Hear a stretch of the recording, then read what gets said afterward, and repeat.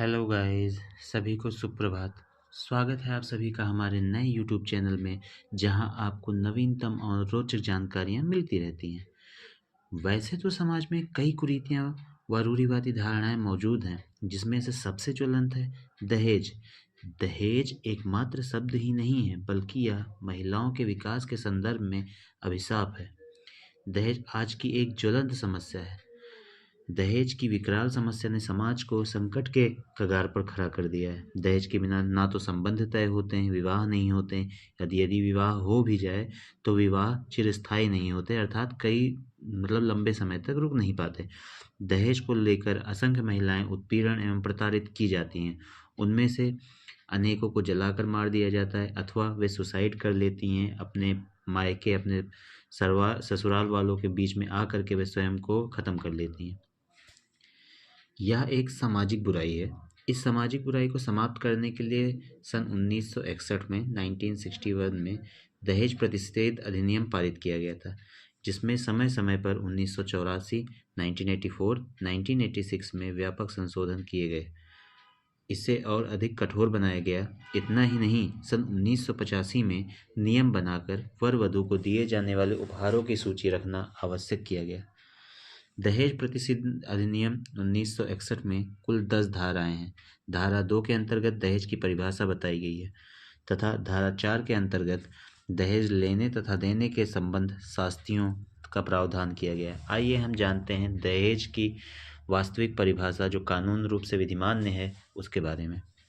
दहेज प्रतिषेध अधिनियम के अंतर्गत दहेज की परिभाषा धारा 2 के उपबंधों के अधीन रहते हुए दहेज को इस रूप में परिभाषित किया गया है कि दहेज से तात्पर्य है विवाह के एक पक्ष द्वारा दूसरे पक्ष के लिए, या किसी एक पक्ष के माता पिता या अन्य व्यक्तियों के द्वारा विवाह के दूसरे पक्ष या किसी अन्य व्यक्ति के लिए विवाह करने के संबंध में, विवाह के समय या उसके पूर्व अथवा उसके पश्चात किसी भी समय प्रत्यक्ष या अप्रत्यक्ष दी जाने वाली या दी जाने के लिए प्रतिज्ञा की गई किसी संपत्ति या मूल्यवान प्रतिभूति से है। किंतु इसमें उन व्यक्तियों की दशा में मेहर सम्मिलित नहीं होगा जिन पर मुस्लिम व्यक्तिगत विधायन शरीयत कानून लागू होता है। मतलब शादी के समय किसी एक पक्ष द्वारा अथवा किसी एक पक्ष के अन्य सदस्यों द्वारा किसी दूसरे पक्ष को दिए गए कुछ मूलभूत चीज़ें या ऐसी कोई सी चीज़ें जो प्रत्यक्ष या अप्रत्यक्ष रूप से दी गई हो, या जिसके बारे में ये प्रॉमिस किया गया हो कि आगे चल के हम देंगे उस चीज़ों को, उस चीज़ को कहते हैं दहेज। जैसा कि हम आजकल के विवाहों में देखते हैं कि एक विवाह के दौरान महिला पक्ष के लोग पुरुष पक्ष के लोगों को अनेक प्रकार के उपहार, भेंट, अन्य वस्तुएं प्रदान करते हैं, जिससे कि उनकी बेटी, उनकी घर की लक्ष्मी सकुशल अपने जीवन को यापन कर सके।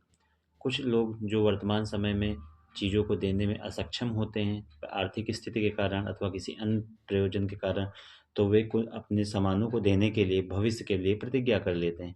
इसी कारण से महिलाएं अपने ससुराल में शोषण होती हैं, उनका शोषण होता है, और ससुराल वाले जबरन उन पर दबाव बनाते हैं कि वो घर से अपनी चीज़ों को लेकर के आएँ। चूँकि महिलाएं अपने घर की वास्तविक स्थिति जानती हैं, इसलिए वे दोनों मायके और ससुराल वालों के बीच में फंसकर अधिकतर सुसाइड कर लेती हैं, या फिर उनको दहेज प्रतिषेध अधिनियम की धारा 3 दहेज देने या लेने के लिए शास्तियों के बारे में बताता है।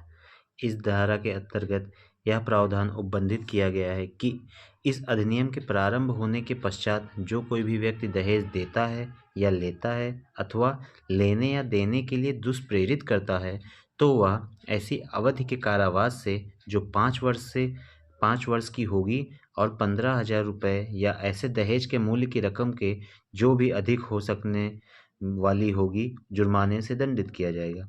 मतलब इस अधिनियम के लागू होने के बाद जो कोई भी व्यक्ति दहेज देगा, लेगा, या ऐसा कोई व्यक्ति जो दहेज लेने या देने के लिए किसी अन्य व्यक्ति को प्रेरित करता है, मतलब बिचौलिए टाइप के लोग भी होते हैं जो इधर से उधर जुगाड़ लगा करके दहेज का दान प्रदान करते हैं, तो ऐसे लोगों को भी 5 वर्ष की कारावास से दंडित किया जाएगा, या फिर 15,000 रुपये उन जुर्माने लिए जाएंगे, 15,000 रुपये, या फिर ऐसा मूल्य जो दहेज का मूल्य होगा, जो दहेज अगर 15,000 रुपये से ज़्यादा का दिया गया है तो वो मूल्य जो 15,000 रुपये से ज़्यादा का होगा उसके जुर्माने से उन्हें दंडित किया जाएगा।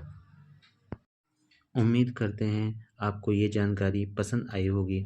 जल्द से जल्द लाइक करें, सब्सक्राइब करें और शेयर करें। यदि कोई सुझाव हो तो बेशक कमेंट करें। मिलते हैं आपसे एक नए वीडियो में। सी यू सून, बाय।